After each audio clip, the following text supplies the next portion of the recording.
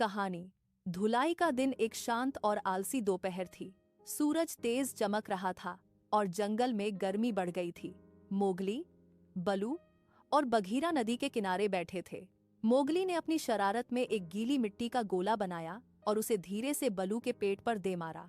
बलू, जो गहरी नींद में ऊँघ रहा था, झटके से जागा और बोला, अरे ये क्या था? क्या आसमान से कीचड़ के गोले बरस रहे हैं? मोगली हंसते हुए भागा और बोला, पकड़ सको तो पकड़ लो ब्लू। बघीरा ने एक ऊंची डाल से देखा और मुस्कुराते हुए कहा, सावधान मोगली, बलू जब खेलने पर आता है तो वह किसी को नहीं छोड़ता।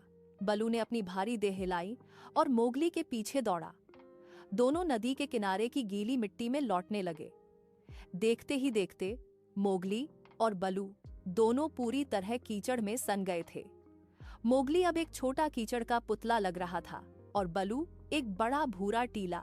तभी बघीरा ने टोका, तुम दोनों बहुत गंदे हो गए हो। अगर रक्षक रक्षा ने तुम्हें ऐसे देखा तो वह तुम्हें गुफा में घुसने नहीं देगी। मोगली ने अपनी आंखें नचाईं और बोला, तो क्या हुआ? हम बघीरा को भी अपने जैसा बना देंगे।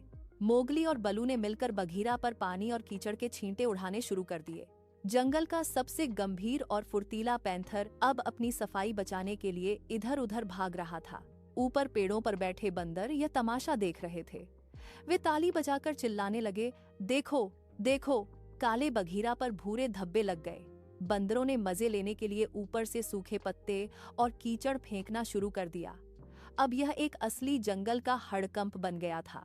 मोगली, बलू, बघीरा और दर्जनों बंदर एक साथ कीचड़ और पानी से खेल रहे थे।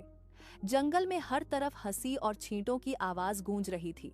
अंत में बघीरा ने सबको एक साथ नदी में धक्का दे दिया। छपाक, सबके सब नदी के ठंडे पानी में जा गिरे।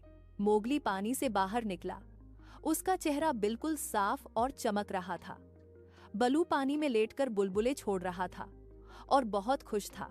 बघीरा ने अपनी खाल चाटकर साफ की और बोला, चलो, कम से कम अब तुम पहचानने लायक तो लग रहे हो।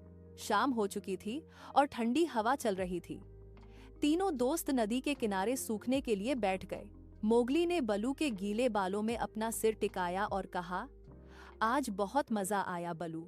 बलू ने उसे गले लगाया और बोला, बिल्कुल छोटे भाई, गंदा होने में भी अपनी एक अलग ही खुशी है, बशर्ते धोने के लिए पास में एक ठंडी नदी हो।